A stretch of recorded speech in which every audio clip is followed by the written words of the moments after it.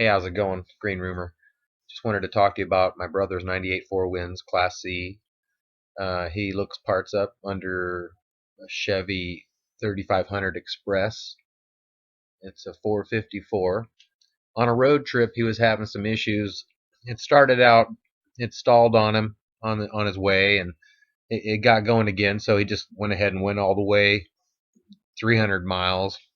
I think it stalled a couple times, and then on the way back, he went quite a ways, maybe an hour or so, and maybe two.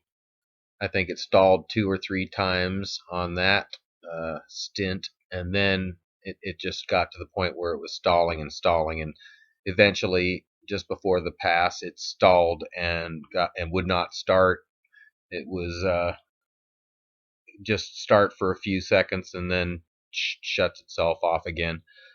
I was able to research his situation, and believe it or not, we discovered that it was the crankshaft position sensor.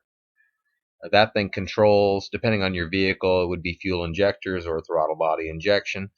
It controls how much fuel it gets, when it gets it, and if it doesn't work right, it can even go into a limp home mode where it just dogs and then eventually just dies.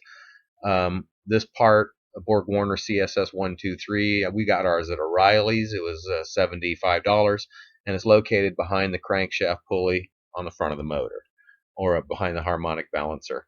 That solved his problem, and he drove all the way home. No more stalling, no more problems. He just loves it. It's perfect now, so hope that helps.